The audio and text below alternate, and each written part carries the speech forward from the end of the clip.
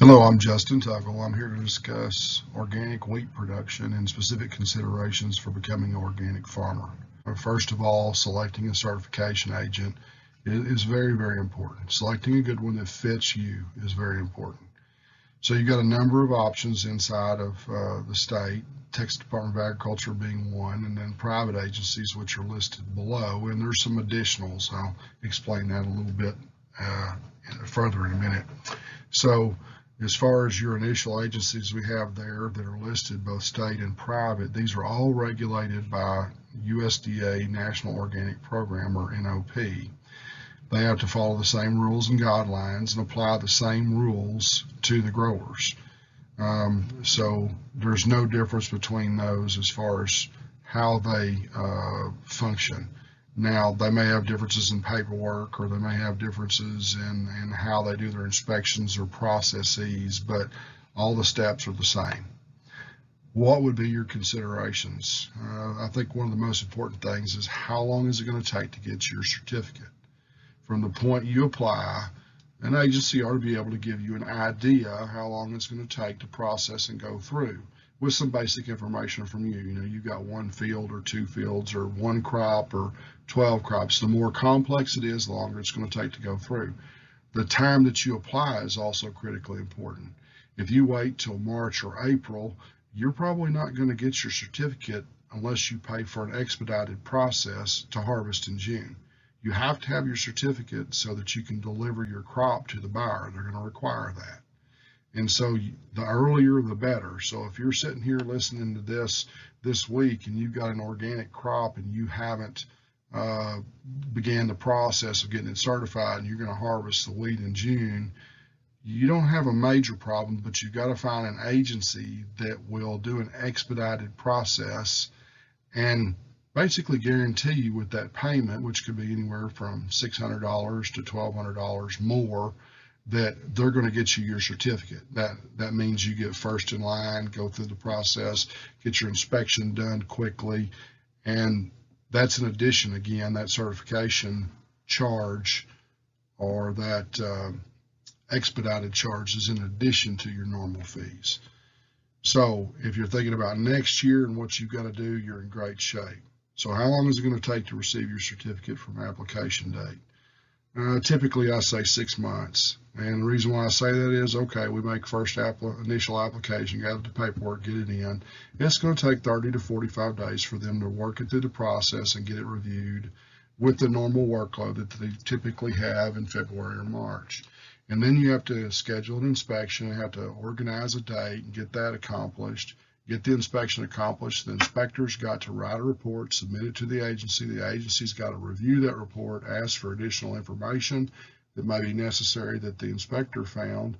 And then finally, it's got to go to final review at the agency. So you've had 3 different people review this in a critical nature. And they look for any additional questions that they need to answer on that final review. And then finally, the certificate is issued. So this is why it's important to ask the question, how long is it going to take for the certification to be available? The difficulty of the paperwork varies. Some agencies, in my experience, have more difficult paperwork, more deeper details than is required by the USDA NOP. The NOP has a boilerplate set of paperwork that they have developed, and the agencies have the ability to modify that or add to it to make them feel comfortable, which I can understand. But you do find variance between agencies. So that's an important thing. There's 5 to 8 document sets. We'll go over those in a minute. But the reason in the variance between 5 and 8 is just how the groups of them are organized. It's all the same material. You may have 5 document sets with some of those being pretty large, or you may have more smaller document sets and have 8 groups. The professionalism of the staff is important, and consistency also. Consistency meaning that you don't have a lot of turnover. Understanding and dealing with somebody and dealing with the same people every time is really a nice thing to be able to do. You get comfortable with somebody, they get comfortable with you, they know your operation, And so that's a real good feature. I do see or have seen in the past that some agencies have issues with turnover. It's difficult work, it's understandable. But just like everything, it's something to look at. Professionalism, what does that mean? That just means that you are a client, that you're doing business with them, and that you're treated in a manner that represents that. There is some variance that I've noticed. Cost of the certification. There's kind of two different kinds of charging methodologies. One, for example, like TDA, is kind of a set fee, and then they have some add-ons. So you have a basic fee for an initial or first application, and then each subsequent year your renewal has a fee. And then with TDA, if you add additional inputs past a certain number, they have a charge for that. And so you need to add those up, and you're going to have some inputs beyond seed and compost or manure and those kind of things for plant protection. So something to consider. Most of the private agencies work on a initial fee and assessment. The initial fee varies pretty greatly from $675 to about $1,100, depending on which agency that you're looking at. The way they charge for the cost of the inspector varies from $300 or $400 up to, if you're getting somebody from out of state and they got to fly in, they got to book a flight, they don't have very many people in the area, they can't coordinate it with other inspections, you're going to incur the whole cost of that flight. So that's an important thing. So you've got that $600 to $1,000 fee, and then at the end of the year or the quarter after the crop is sold, you have an assessment, and it's a percentage of the sale price, the gross sales. So let's say you have $100,000 in gross sales. That most of the stated fees that I see or have been seeing are about 0.5%. Now, initially everybody just responds negatively to gross sales, but 0.5% sale fee on a gross sales is $500 per 100,000, excuse me. So that's $500 plus $675 for your whole certification on a fairly simple process. That's not too terribly bad, and it's split apart, $675 on the front end and the assessment after the crop's been delivered.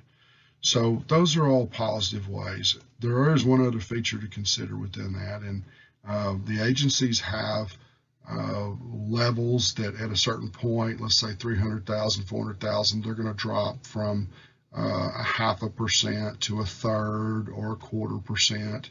And then when you reach another plateau level of say 500,000 range or so, they're going to drop to 1/10% or 0.2%. And then there will be a cap limit that's also in place that they don't charge any further. So nobody ever starts off in organic thinking they're going to get massive, but I can tell you I've had dozens and dozens and dozens of clients over the year that started off with one field, and some are majority organic, some are wholly organic, or some of them are 40 to 60% organic. So it ends up being something to consider over time. Continuing to discuss the important factors related to choosing a certification agent. Cost is not the most important factor, but to give you a general idea, it can vary fairly widely. So let's say taking an agency that I've had some experience with, their initial fee being $650 to $700, and then they charge 0.5%. If your gross sales were $100,000, their fee was $675 to $700, so that plus 500 is at $1,175. Whereas I've seen other agencies charge as much as $1,000 or $1,100-$1,200 for the initial certification, plus a fee related to the travel and expenses associated with the inspector, and then adding on 0.5% or maybe even as much as 0.75%, typically 0.5% on the gross sales, you end up with a $2,400, $2,600 fee for starting out, and then a flat fee, generally speaking, with a $1,900 initial and then 3 or 4 different inputs from TDA being up around the same thing. So there is a significant variance in the price. It's important that you understand your crop insurance deadlines for wheat, or if you're growing summer crops. You have to have your certificate delivered to your crop insurance agent by that specific date that RMA is set, so that you can receive that increased value if there is a claim versus conventional value. So you need to check those out and be aware of when that certification date for the crop insurance is, and when you got to have your certificate. Again, to summarize, there are variances in service, professionalism, paperwork, grower interaction, and price. So take a look at all of these things, and again, the most important one being when you receive your certificate. As far as my personal recommendation, I've worked with a fairly large amount of agencies in the South, Southwest, Southeast, and it's been my experience that Nature's International Certification Service, or NICS, has been very pleasing to work with. They've done a great job making sure our growers have always received their certificates by deadlines, and they charge a fair price. Continuing on with getting started in organic certification, we're going to look at the steps involved with the actual paperwork process and inspection. First thing involved, once you've selected an agent, you contact them. They're going to send you an organic paperwork set, the document package, which is going to take some time to fill out. Once it's completed and you submit it and all the documents involved, that will move to initial review. There are specific people trained in each agency to do initial reviews, and they look through that information and see if it's absent seed receipts or seed tags from bags, and they will convey that information to you, what they need in addition to that, and you can send that forward. Once that is completed and they are satisfied, they will assign it to an inspector. An inspector will contact you and to make an appointment. Now, what to expect from the inspector? You see some variance in this when an inspector comes. Some inspectors like to go to the field first. Some like to look at the paperwork first. Some are going to review the paperwork in great detail. Some are going to review it in minor detail. And that totally depends on the agency that you're working with, and to some degree the inspector. An independent inspector is going to be more thorough, because, in my experience, because they are a different component than the agency that's hired them, and they need to make sure that everything looks good. Nothing wrong with that. If you've done everything correctly and followed the rules, there's no issues. So it's just a process. So they're going to, number one, they're going to want to look at the field, look at the perimeter of the field, look at the crop itself. They're looking for things like, well, is there any drift there, or any damage there? Or actually, they're also looking for physiological issues with the crop, so that they can record that, because part of the whole NOP is improvement in the cropping system. So that can be addressed also, not just rules related to the paperwork, but also agronomics. Once that inspection is finished, they have a period of time in which to write the report to the agency. It's a specific report already that they've got to fill out. That's submitted to the agency, and then it goes to final review. This is another group of individuals that are properly trained, and they're going to go through, and if they have any questions, they're going to ask you additional details. And then once that's completed, you'll have someone at the agency issue the certificate or send it to you electronically. Typically, they will also mail it. So that's kind of the process that you'll see and go through.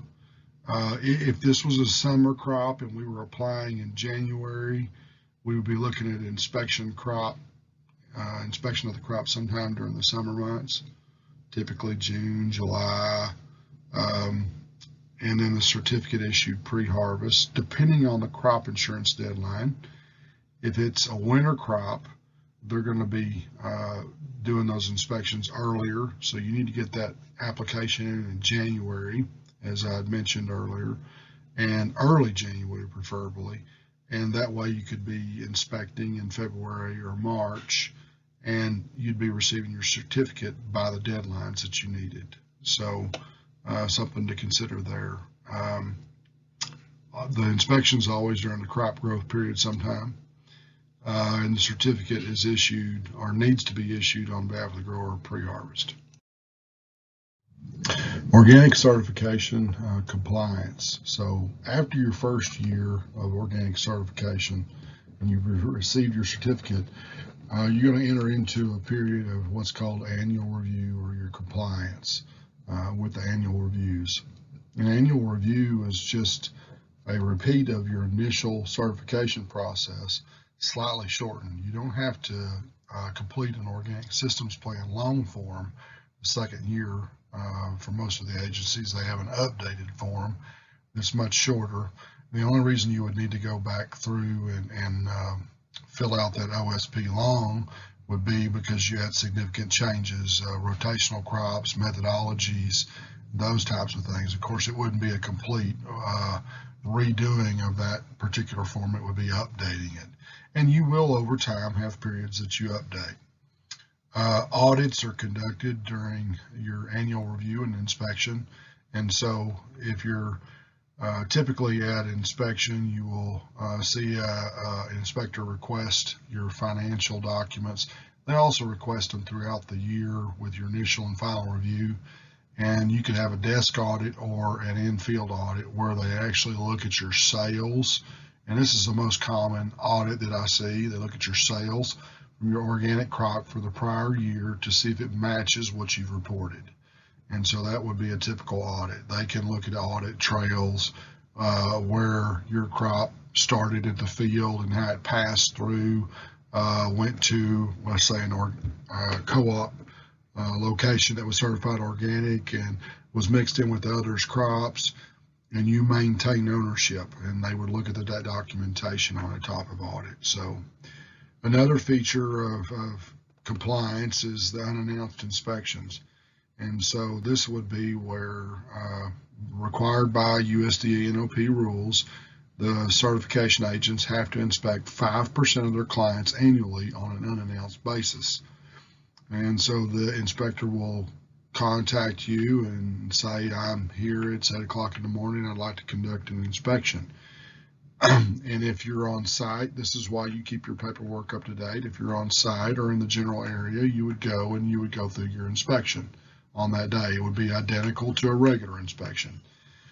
If you happen to be, and this happens a fair amount of times, if you happen to be out of the area, or you're with something involved with your kids, or you're at a funeral, at the hospital, on vacation, whatever it be, you just have to give them the valid reason of why you're not available to conduct that inspection at that point. And if it's a valid reason, most of the agencies will go ahead and reschedule a regular inspection. Rarely will they reschedule an unannounced inspection, but I have seen that occur, but it's pretty rare. It's just a process by which, they can go through a certain percentage of their clients and typically catch them unexpectedly through the year to make sure their paperwork is being maintained properly. The updates to the organic systems plans I've mentioned. If you have significant changes to your processes or what you're using in the field or your crops, you've got to update those. And then if you have additional or new crops, again, you have to add those crops in your organic systems plan update, or if it's significant enough, go back and update your long form.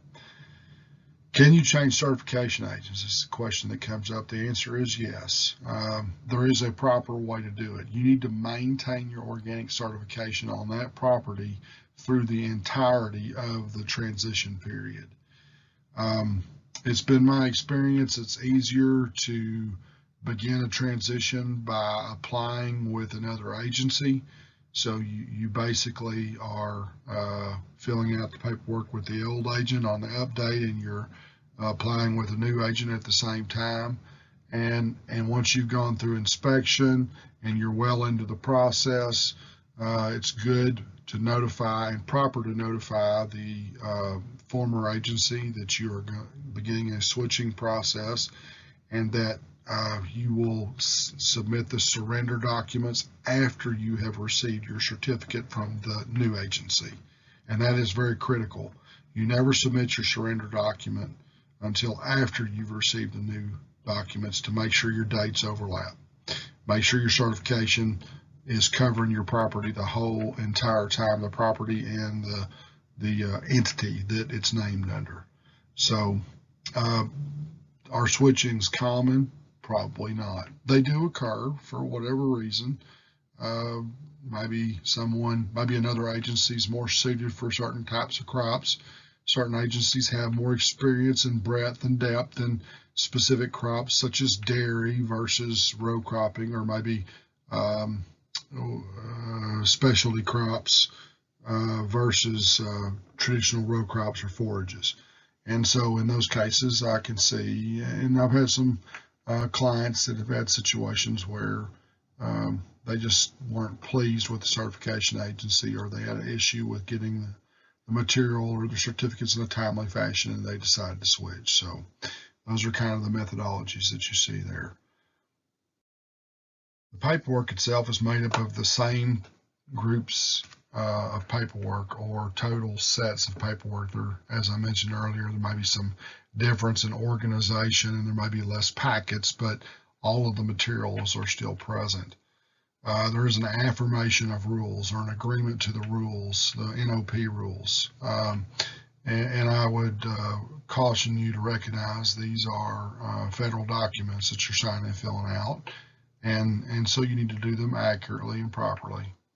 The prior land use affidavits are used where you have not been in ownership or in renting the property for the last 36 months, and let's say it's been in transition, or it was grassland and you purchased it or leased it in the last 12 months, you'll have to use a prior land use affidavit or prior land use document, which is an affidavit, and it tells when the transference of the land went to you, how long the individuals had it before that time, what was applied, what type of crops may have been present, specifically alfalfa, et cetera, and signed, dated, and all the information in there, and that is an affidavit.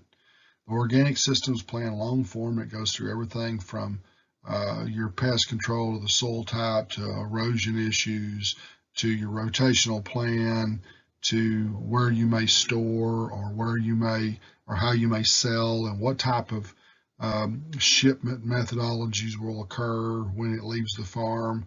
Everything that you can imagine is present inside that organic systems plan. Seed searches. So you're required by law or by rule to use organic seed. There are some exceptions to this rule. Number one, the exception would be if there is no organic seed available of that particular crop. But you have to prove that. Everything has to be proven and written down in the organic system or the organic rule system that is in place with certification agents. It's all got to be written down, printed. I highly suggest you print documents, keep accurate records, and do your proper diligence there. It'll pay you great dividends. But the seed searches are present for when there's not an organic crop available. Number one, you have to prove that. Number two, when there is an agronomic issue related to the organic crops available versus what you would like to plant. So let's say, for example, you're going to grow alfalfa and you're in an area that takes a group 8 or group 9 maturity, and what is available when you search is a group 2 or group 3. That's not acceptable. For example, you're going to grow wheat and all that's available is a spring wheat versus a winter wheat. Well, that's not going to work, obviously. So those would be agronomic reasons. You know, things like standability or ability to tolerate wind in our particular region in West Texas or Southwest Texas. So agronomic justifications can allow you to use a current variety. Now, under those circumstances, if you do that using a current variety, it has to be untreated. Of course, we know that wheat is non-GMO, but it has to be a non-GMO organism. It can't be something that was genetically modified. So again, within wheat and most of the small grains or the small grains, we don't have that issue. But with many other crops, they have GMOs present, so you have to prove that up. But it has to be untreated, no pesticides used, no products that are not in compliance with organic certification. There are seed treatments available that are organically certified, that are approved by organic certification agents. And so these can be biofungicides, bioinsecticides, bionematicides that have some particular impact that you're looking for, and they can be used as a seed treatment. But again, they are approved by your certification agency. So going back to, again, the seed searches, the purpose of that is if there is not an agronomically acceptable variety available, or there's no variety available to a particular crop that you're growing, which is not the case with wheat, you have to do a seed search in triplicate and then be able to prove it up. So do it on the internet, print it out, make sure it's got the dates and times on it, and you've got it in place. The site history on the paperwork or in site information documents. So site history tells what's gone on there the last 3 years. To be able to prove up your site history, current requirements are that you provide seed invoices and not other inputs as of yet, but seed invoices and preferably a seed tag, because that cross-references the seed invoice. Most of the time, from my experience, has been that growers didn't know they needed to keep a seed tag. They could always go back and get a seed invoice, but they didn't have a seed tag. But if you keep the seed tag, it'll just make your life a lot easier in this case, so that you can get your transition properly documented. You have to have a farmer planting plan. So again, we're still going through all the paperwork documents. You have to have what's a current year field plan, and so that's what you're going to plant. You have a materials input list or an input list. What are you going to use? Compost, you're going to use fish oil, you're going to use some bioinsecticides, biofungicides, all organically compliant. And then finally, you got to have logs. You have to have a complaint log. That's a requirement. Complaint log is if someone complains about your product. In other words, this has to be available. Someone has complained about the crop that you have not being proper, or some kind of documentation in place or something. You have to record that and make that available to the certification agent. You have to have a clean equipment log. If you are parallel production, you are both organic and conventional, you have to be able to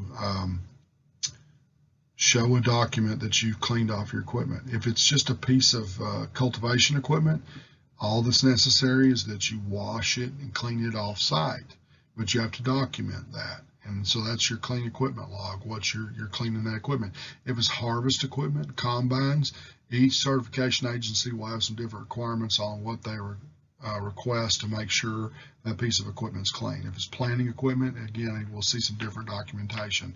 So it varies. You have to have a field activity log. That shows everything that you're doing at that field. You don't have to write down irrigation if you're irrigated, but if you're doing anything else in that field, and this thing can correspond with your clean equipment log, you could actually do one and the same with the other, showing, okay, this is what I did. I cleaned this piece of equipment, and I cleaned the disc, and then I went out and disked the field. If you're putting out compost, you write down the date. If you're doing any kind of mechanical or hand removal of weeds, you write that down in your log. What's a log? It can be a calendar. I've literally had growers use a physical calendar, like you hang on the wall.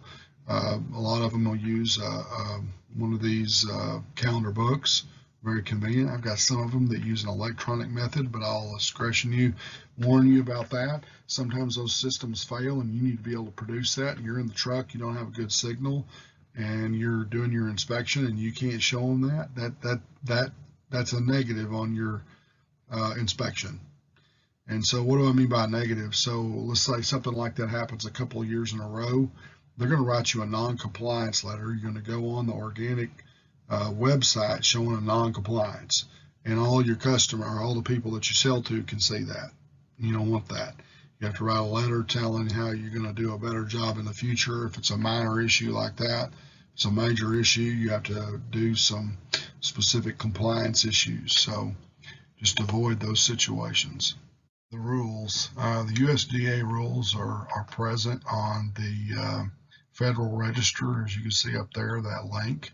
If you can click on that from the presentation, you should go to the NOP program. It'll be a list of rules. It's fairly extensive. You got to remember, these rules don't just cover growing a crop. They also cover livestock, poultry, swine production. They cover processing. They cover everything that within the organic program. So a lot of those won't be applicable to you, but it's divided up in specific sections. It's required by rules that you have a copy of those available, and you don't have to have a physical copy. You can have a link to that on your phone or your tablet or something like that. The rules, as I said, must be available to each producer. Your paperwork, your records have to be kept a minimum of 5 years. My general idea is, keep it 10. You go past what the requirement is, there's no questions. There's never any issues.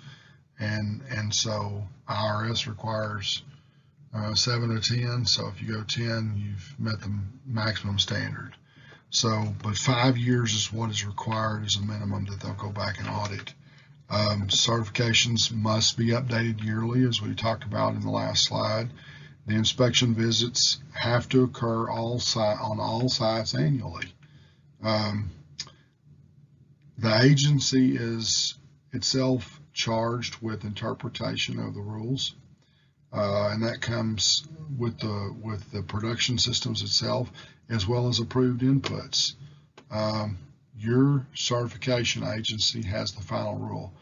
USDA NOP has pressed significantly the last 3 years, 16, 17, or 17, 18, 19, even as much as possibly 16, to get the certification agencies on the same level as far as what they approve. Back in 16 and 17, it would be fairly common or moderately common for one agency to approve a product, another agency to reject it. Had growers that switched for one particular reason or another. One agency's approving products, the other agency's not. Don't really see that anymore the last 2 years. It seems like everybody's kind of got on the same page, and that's real positive. Continuity is good. Make sure every product you use is approved by your certification agent. I cannot state that enough.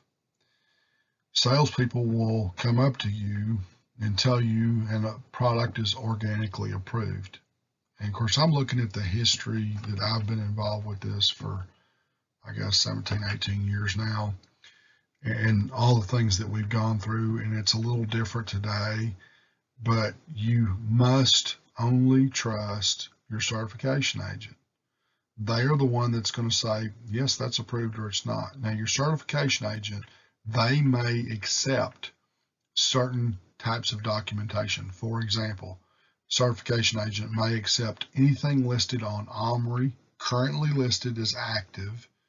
They may accept, no questions asked. You don't have to get it reviewed. When you submit your paperwork and your inputs list, they should have a place on there, if they accept that you can click a box or something to that effect that says OMRI listed. Some agencies in our region accept Washington State Department of Agriculture, that WASD is what it's referred to as. They have a list. It's not quite as easy to use. It's a PDF document, and it's listed by company, if I recall correctly, and you have to just kind of scroll through it until you find the product and the company and that it's active. The OMRI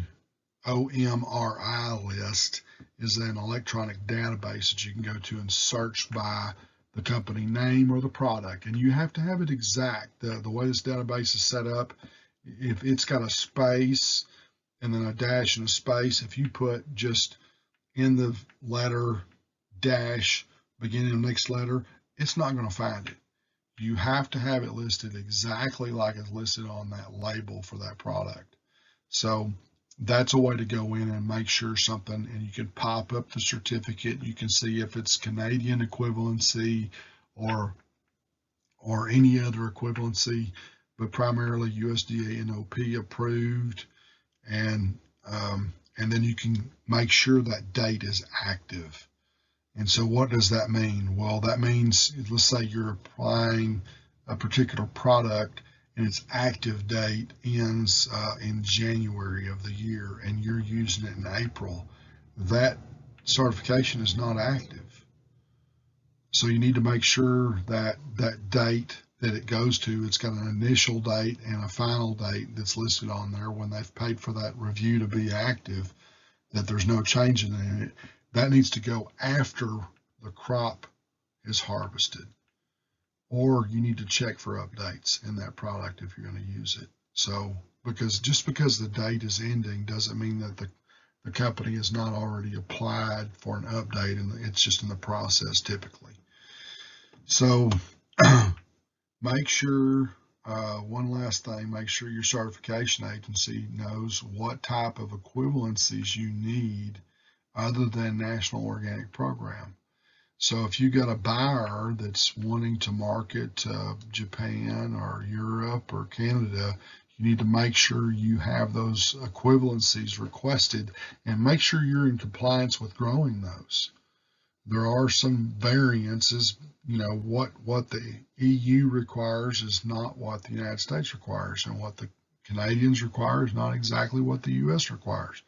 So you have to be familiar with those regions and make sure you're in compliance, and your certification agent can help you with that. Organic agronomics. So a number of things to be considered here. Generally speaking, the most important things that you can do is obviously soil test, and if you're seeing issues in the field during production or growth, tissue test.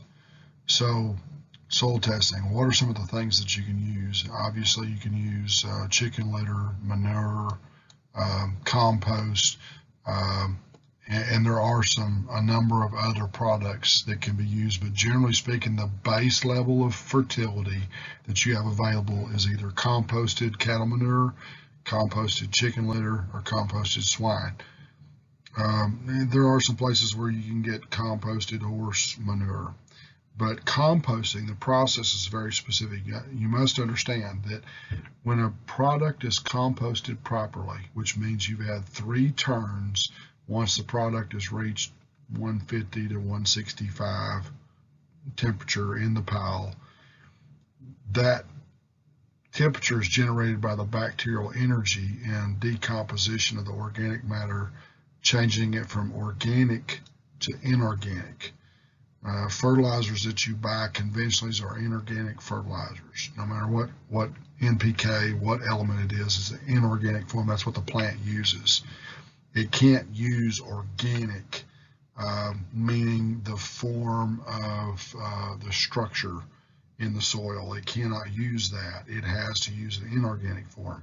So the bacteria used in the process, inoculated in the piles and turning the piles, turning them 3 times and reaching that, is going to typically compost or make organic to inorganic elements available at 95%, generally speaking, based on the research, to 99%, depending on whether it's a stacked pile or whether it's a windrow turned or whether it's in vessel. That's what the research shows. So that's a little bit about compost.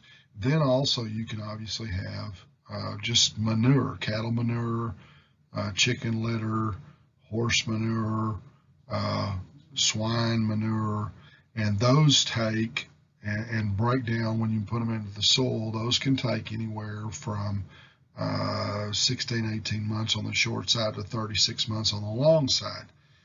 The animal materials that you get that are fed non-cellulose based products. So what does that mean? That means non-grasses. So like pigs or swine are fed feeds, poultry are fed feeds. These are non-cellulose based products. They digest by the bacteria in the soil more rapidly and are available much sooner if you're applying direct manures. So you have to, when applying direct manures, you have to calculate and realize you're not going to get all of that product available.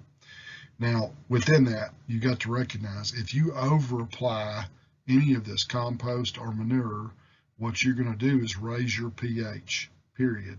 As you raise your pH, you're going to limit nutrient availability of what you're applying. You're also going to cause a salting out effect in that soil over time. As that pH raises, you're going to damage those roots and you're going to reduce those yields. I've seen it where people didn't have an idea that you needed to test the soil and test the product that they were applying, and went out and applied large dosages for 2 or 3 years. The first year the crops were great, the second year the crops were great, and the third year the crop yields were half, because they drove their pH so high and they created such a high salt content in the soil that it damaged their production. And then they had to go spend money to reclaim that soil over time. And so be careful. And so, as I mentioned, there are proper rates for reasonable yield goals. So this using manure or compost is no different than applying conventional nitrogen, phosphorus, potassium, magnesium, K-mag, whatever it is that you're applying, or micronutrients. There's a nutrient removal curve that's been developed for each crop by the university systems or USDA, or both in tandem over the years. And so these nutrient removal curves will tell you for each given pound of or bushel of a crop or ton, it's going to take this amount to make the yield goal. And so it's kind of a simple algebra equation. You have what's present by the soil test, you have what you need, and you're looking for the unknown, which is what is missing. And you're doing that for every element. And you know by testing or by tests provided by the sales agent what is present in the particular compost or manure. And so you apply what you need up to that point. Now, all of it needs to be incorporated, because phosphorus only moves about an inch and a half from where you apply it. So even with compost that's readily available, it needs to be incorporated prior to planting. When you get into the manure products, which need to be digested over time, the sooner you can get them out, the better, because they need to be digested and broken down. And your bacteria are present in your soil that are capable of doing that. Now, you can augment those with products, but they're certainly present there. The main thing you need to do if you're applying a manure-based product, you need to apply some sort of nitrogen, because otherwise, if you're applying this in, let's say, the middle summer or what have you, and then you're going to plant your wheat in the fall, eventually you're going to hit a nitrogen depression curve, because the bacteria multiply so rapidly, they suck up all the nitrogen, the available nitrogen, and the plant is starved for it, and the plant will turn pale yellow, light green, pale yellow, depending on how severe it is. And so applying some compost where the nitrogen's available, or some feather meal or something like that to feed those bacteria and make sure you prevent that, will keep you from hitting that wall on the nitrogen depression. So bacterial products in jugs. To try to be fair, there are some of these that have a value. The key issue that you will find when people come out and test your soil and say you don't have this available, the reason why you're bacterial complement in your soil or your concentration of different species in your soil may be low is because you don't have sufficient feed sources. You don't have sufficient organic matter available to feed that bacteria. And so putting on additional bacteria and spending money to do that when you have no feed source there for them is a waste of money. You need to focus on building your organic matter. Typically what I see across the areas, if it's a super sandy soil, a 3-4 CEC or less, you're talking about 3/10 to at best 5/10 organic matter in the soil. That is your greatest limiting factor, not the bacterial populations or even the species of bacteria. Something else to consider our soil types in our region. If you're bringing bacteria out of the southeast or east coast that are used to a high organic matter and a pH of 5.5 to 6.5, and you put them in a low organic matter with a pH of 7.5 and 8.5, their mortality is going to be extremely high, if not total. So be aware of these things. I don't want to disparage people that are selling things, but know your product, know the value of it before you spend the money. Spend your money on green manure crops. Spend your money building your organic matter. It takes time.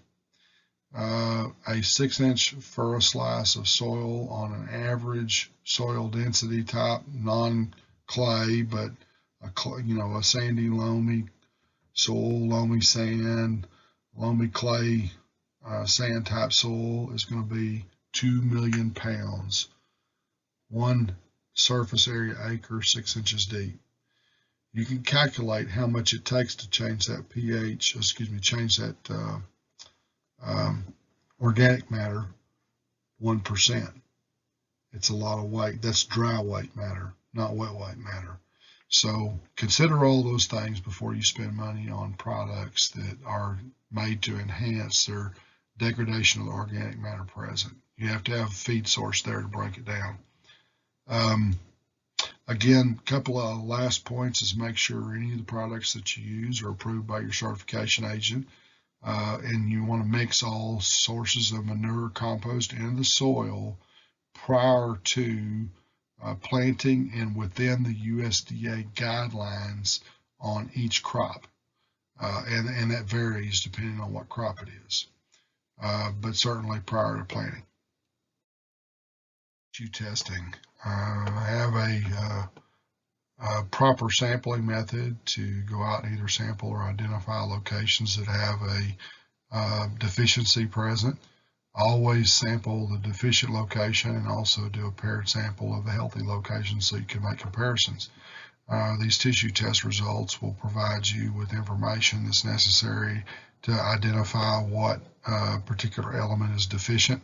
And you also have to have those or soil tests to prove that you need to use micronutrient applications or foliar feeds within the USDA and OP rules. Micronutrient sources come from water-based solutions with elements that are citric acid treated. There's not any chelated forms that I'm aware of because that takes a chemical process that's not approved by NOP. But you can find, again, you can find citric treated to make it available in a water solution. There are fish oil. Fish oil is very effective. It has a very nice, depending on the type of fish, it can be as little as a 1-2-1 nitrogen, phosphorus, potassium plus micros to as high as a 6% nitrogen, 1-1, and then very sufficient micronutrients present: iron, zinc, copper, manganese, and boron. So again, they should have an analysis of that product that you're looking at. You may need some aid in knowing how much volume to put out, but there are also bone meal based products or blood meal based products and other sources that have variable levels of NPK but also significant levels of micronutrients. And these can be used as foliar feeds, which is much more efficient if you have a nutrient deficiency. Usually those nutrient deficiencies are caused by either one, a lack of the nutrient, obviously, or two, the soil pH. And where the pH is an issue, and even where it's low in the soil, you can get an immediate response on a lower rate by direct foliar application. Make sure any product that is used again is approved by your certification agent. Organic Agronomics continued fertility. We're going to look at specifically at sources of fertility elements for your cropping systems. The first one I list is Chilean nitrate, not in any particular order. It's also called sodium nitrate. This is not allowed in Canada sales or organic systems or Canadian equivalency, so be aware of that. It is also very expensive, and for a number of years the NOP has been attempting to phase it out, and eventually it will be. The second thing that we'll discuss is compost. As I mentioned earlier, the proper process conducted, it releases 95 to 98%, 99% of the nutrients. That can be seen with USDA or university research. You see the listing of the elements that are present within every ton, and the volumes present in each one of those elements depends upon the type source. It varies greatly. Chicken litter is a highly concentrated element nutrition versus dry cow feed lot, or excuse me, dry cow dairy or heifer lot, and those will be very low nutrient levels in comparison. Swine being somewhere in the middle, and oddly enough, duck and turkey being the highest end of poultry compared to chicken. So if we look at the next sources, we see that there's a feather meal that's typical. You'll see a lot of products that are out there that are OMRI approved or WASDE approved that have a 7, 8, 9, 12, 14% nitrogen. Typically those are blends based upon feather meal. You got the chicken litter, as again I mentioned, you need to test for swine or cattle manure, as I mentioned in the last slide. You can also have fish oil, which is typically 3 to 6% nitrogen, and we'll have some concentration of all the secondary elements. Blood meal, as we mentioned in the last slide, also at 3 to 7% nitrogen, and all the other elements available. There are a number of secondary products that are used for fertility, anything from sugarcane bagasse to cotton burrs to whatever, where you get some nutrient availability and breakdown. The more cellulose that's present, the more fiber type material, the longer it's going to take to break down, and the lower concentration strength you're going to have of those elements, generally speaking. So be aware of that. It's not all just because it's cheap and you can get a large volume doesn't mean it's a good product to apply. Raw manures, as we mentioned, must be incorporated into the soil. Raw manures need to be incorporated in advance as soon as possible, and add a nitrogen source to that. Green manures, which this would include anything that's green. You plow down a wheat crop, for example, or you plow down a summer a legume crop or spring legume crop. That's going to add nitrogen and elements to the soil that plant is extracted. It's going to add water, it's going to add organic matter, it's going to add structure to that soil, which that structure allows for good water flow, good nutrient flow, and also allows for good root development. But you need to, when you're using green manures, you need to recognize you need to apply some supplemental nitrogen, because once you begin that breakdown in the soil, once you've plowed it under, you're going to hit a nitrogen depression curve. In other words, the bacteria that are replicating to digest that material are going to replicate in such a high speed, high fashion, they're going to consume all the nitrogen that's available if you don't apply supplemental nitrogen. And you can look up those materials with basically 20, 30 pounds of actual N, or units, if you want to refer to it as that, will be sufficient in augmenting that, so you don't see that nitrogen depression curve if you've incorporated a green manure in the summer and then you're planting your wheat in the fall. One of your greatest wars will be with weeds. It's your worst enemy. It's your most costly enemy. It will steal nutrients from you. It will crowd out your crop that you're desiring to grow, and it will make it difficult to harvest, and it will get it rejected if it's not handled properly. One thing to remember is that the organic market's a little bit unique. It's fairly finite, meaning it's small, it's niche, and so they aren't really too interested in accepting low quality. The buyers, the manufacturers, and the consumers don't want it. Blending is an issue then, so you have to make sure your crop is clean and in good condition. So what can you do? Well, one of the things that you can do with wheat or any other crop is do a delayed planting. If you're typically planting in September, early October, you could push that back 2-3 weeks, and you could do some minor, what I call crust busting tillage.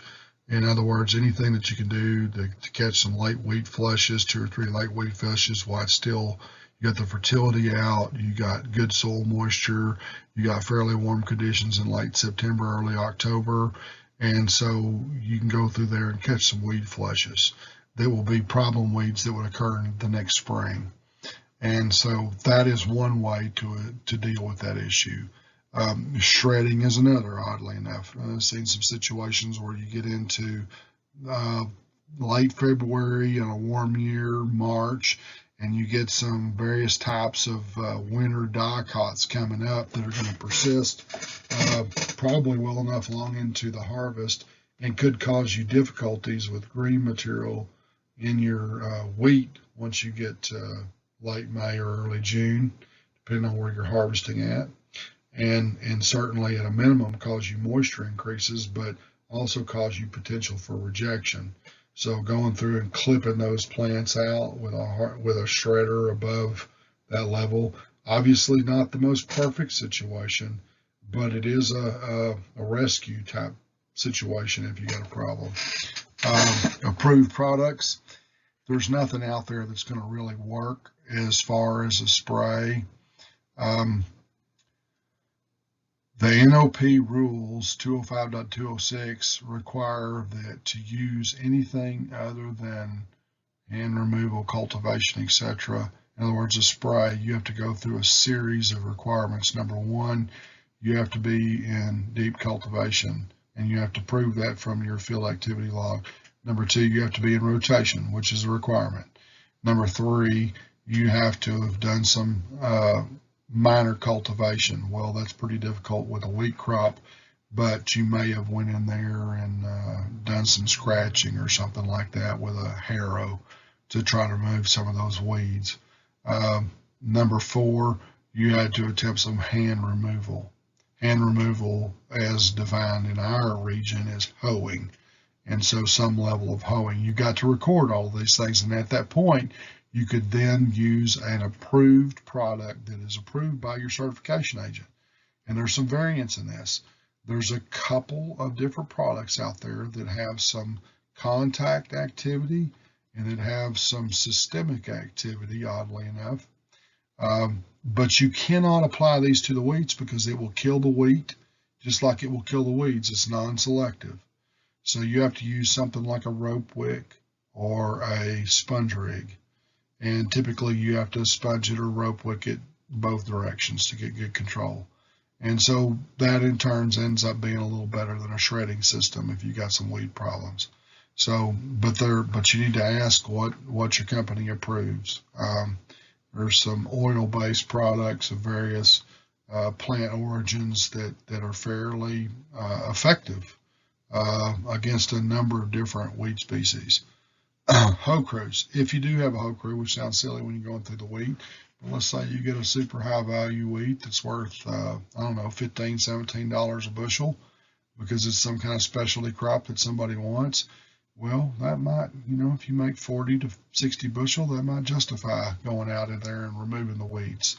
And so you need to train those hoe crews to properly remove things and not take out big chunks of soil and make places where other weeds are going to come up.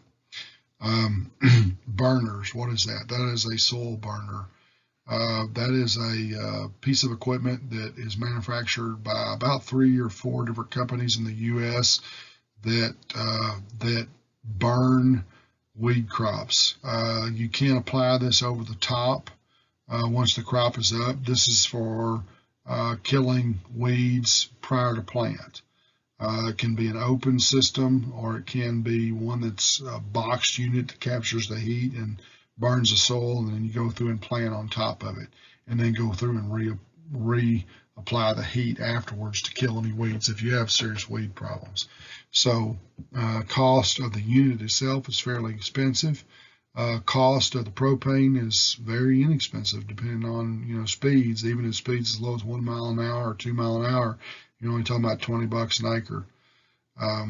So when you get up to the 3 or 4 mile an hour, you get down to $7 to $10 an acre as far as weed prevention. So the main thing you need to remember is any weed that produces seed is producing your next nightmare. So don't let it seed out. When on organic agronomics, you need to remember not just agronomics but pathology. You need to remember sanitation, sanitation, sanitation. Wash your equipment. If you've got transition fields, wash your equipment off between fields. Spend some time. Wash off. You're washing off fungal propagules. You're washing off weed seed. You're washing off potential nematodes. Remove that off site. Don't put it on the site where you're doing the farming or the location where you left. Try to catch it somewhere in between. Or if you've got a well that's in the corner of the property that's off site, from designate that as a wash off site and wash it off there so it doesn't get in your field.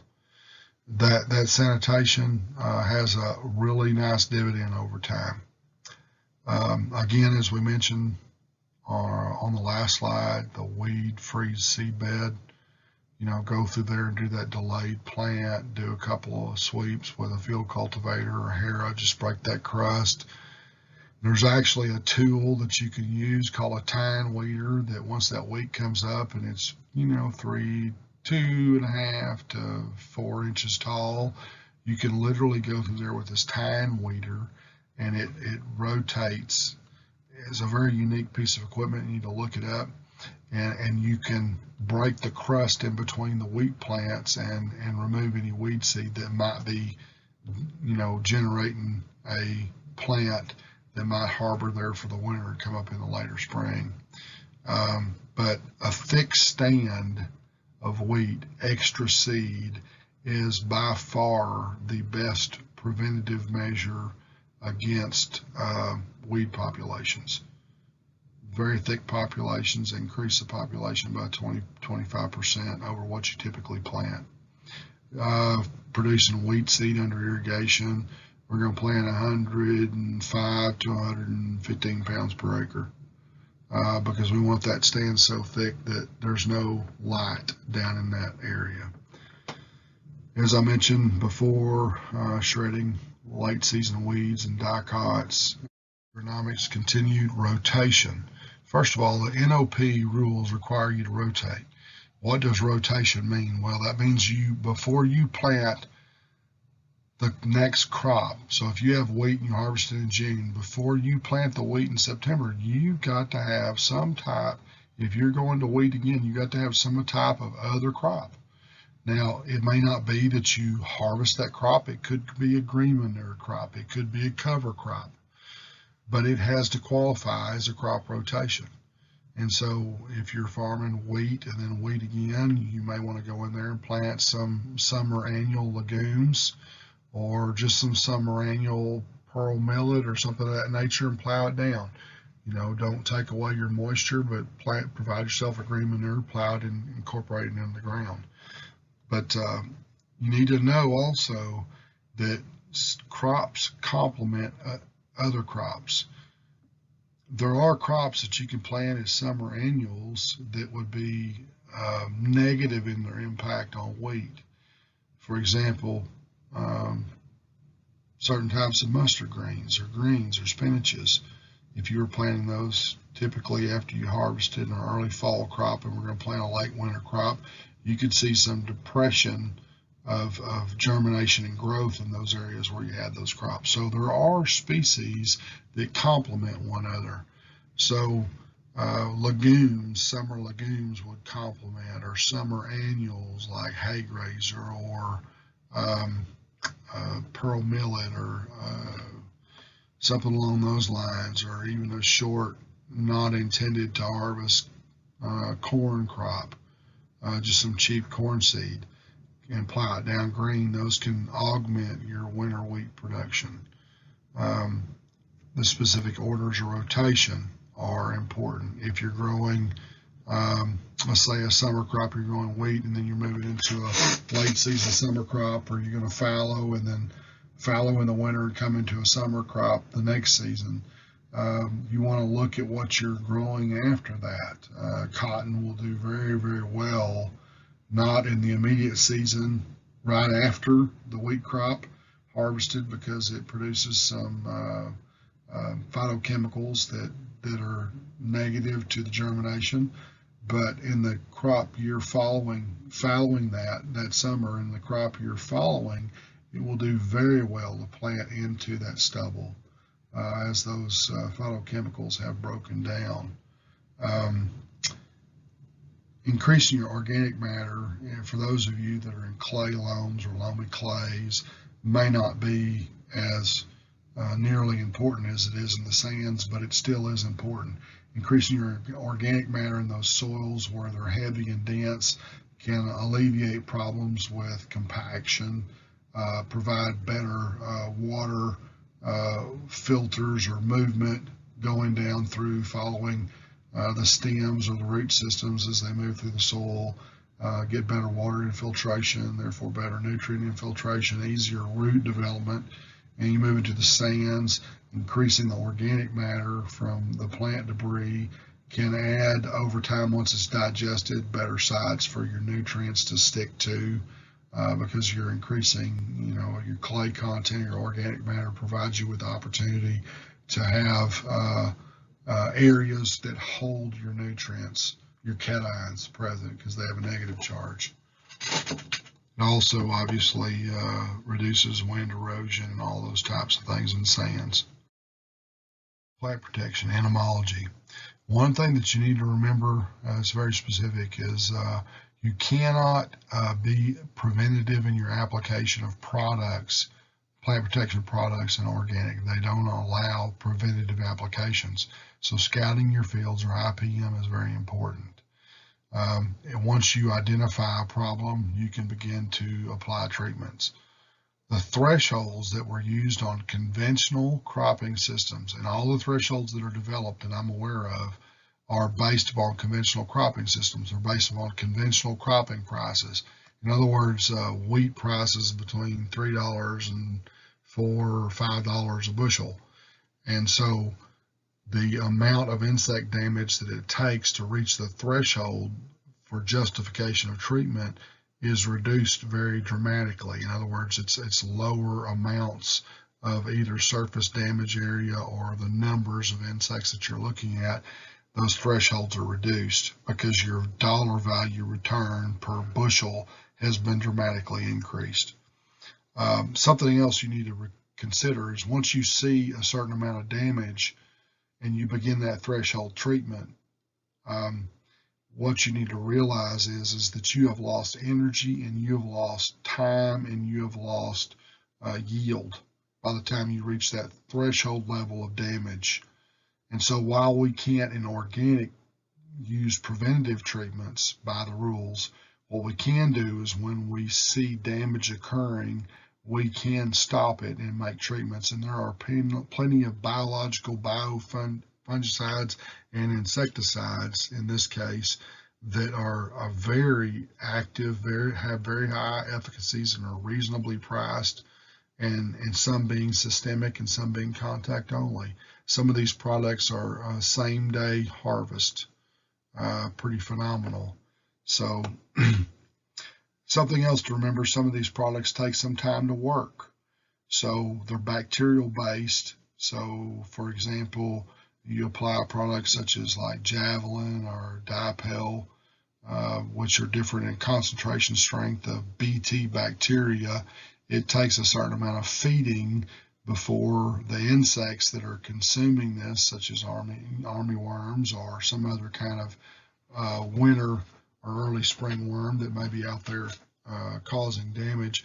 It takes time for them to consume that product and for it to work. So that's something that you need to consider also. The efficacy on and research on these products in organic is hard to find. This is a very niche cropping system. It's somewhere around 1%, depending on what numbers you look at, possibly less, possibly slightly more of the total U.S. cropping system. And so very little money has been spent in research. You do see some research in specific states, but it'll be for unique cropping systems and may not have application to the specific crops that we're looking at, wheat or otherwise. And so you end up needing to do your own testing and identify what works and trust what you see with replication. With entomology, you see the typical, just because it's organic, doesn't mean the insect population is any different. In fact, it is identical. And so what you need to recognize is organic production is farming a specific crop with a different toolbox. That's all it is a different toolbox. And so you have a toolbox that's defined that you need to use and the products that you need to use and the products that are acceptable by the rules. And so that's what you use. You're going to find all the same species. You're going to find some of these being vectors for viruses that we have to deal with. And so again, once identification occurs, treatment is necessary, both because of the time lag that occurs and also the efficacy of the products in some cases. One thing that I've noticed in most of these products which have a full EPA label, it seems like most of the rates are associated with more suppression than control. What is suppression versus control? Suppression means like 70% of whatever you're trying to control or kill is gone, and control by definition is greater than 90%. So depends on what philosophy you got. Some believe that you need to allow some species to prey on your crops, and others believe we need to eliminate them. Organic plant protection, plant pathology. The key to plant pathology is rotation, rotation, rotation with a different crop, preferably a different species, preferably a different monocot versus dicot crop. So in other words, rotating and having a dicot crop or a broadleaf crop this summer following the wheat or the next summer, and then coming into the wheat the following year. That helps to break up the fungal pathogen cycle that we typically see with wheat. Now, with rust, we know that that's airborne, and that depending on where you're at in the western Texas areas. It depends on the southeast wind flow and the upper air currents of when that shows up or if it shows up. But it is present. And so dealing with that situation is not something that we can do related to rotation. Soil-borne diseases are things that we can address. As far as the foliar diseases go, we have a very effective regimen of products that have been developed, mostly new, what I call new generation in the last 5 years, that are bacterial or fungal spore based that germinate on the plant, live on the surface, and produce secondary metabolites that actually are toxic to the pathogen species. So in other words, they're protecting the host that they live on. These are pretty novel types of products, but we see some oil-based products that have been around for a long time that have very good efficacy against rust species. And they're systemic in their activity. So in other words, even with a little bit of rust active, the systemic activity allows penetration, and we gain control and see no sporulation occurring, no rust pustules, even though we've got infection. And so there are some products such as that. Most of these products for these foliar diseases and this types of crops are fairly reasonable in the price. Organic plant protection continued pathology. We're looking at biofungicides. We have some new generation and old generation products that are available, both of which do pretty phenomenal jobs in controlling both foliar and soil-borne diseases. To define old and new generation, I would say the new generation we've seen in the last 5 to 6 years. The old generation have been around as long as 20, 25 years or longer. Some examples of the old generation would be things like neem oil or sulfur or copper products, while the new generation products would be biologicals, particularly bacterial products that colonize the leaf surface or the stem surface, or that go into the soil and colonize the root system or crown of the plant. And in doing so, they live off of the sugars that are leaked by that plant and produce secondary metabolites that are deadly or toxic to plant pathogens. Some of these bacterial type species itself or the products from those species which are macerated can be systemic. And so, in other words, having some reach back from my observations. As far as biofungicide companies, we see some of the majors that have pretty novel products being Certus and Marone Bio, JH Biotech, and Bayer has come into this game with some products. So these are competitive to conventional, in my opinion, in price, and in some cases have better efficacies than conventional fungicides. Not always, but some cases. Efficacy is high in some products, while low in others in these bio products. So make sure you're getting proper information about what rates are applicable and also what work the best. Unfortunately, there's very little research in this area, just as in entomology. Again, we're talking about 1% plus or minus of the whole cropping area. Very little research money to be spent and very few people doing the work, especially in more new areas of production like Texas or the immediate south central U.S. or southeast, immediate southwest. As far as has been my experience, there's no fungal diseases both on the plant tissue above ground nor below ground that cannot be managed. Viral diseases, we obviously have to manage the vector, the insect vectors. Organic plant protection pathology. The key points in this, the products work slower. These products are oil-based. They accumulate in over time systemically in the tissue. Bacterial-based, in other words, bacterial species that actually colonize the plant surface above or below ground and produce secondary metabolites that are toxic to plant pathogenic species. There are also fungal species that do the same thing. So they take a little time. So it's very important that you're scouting your fields and you're looking for these problems and you find the very tip edge of the sword, you might say, or the initial infections, so that you can treat this before a large percentage of your field has an infection ongoing. These products can fail under high pressures from pathogens. Poor rotation is the key with that. If you're in a good rotation, you typically don't see these.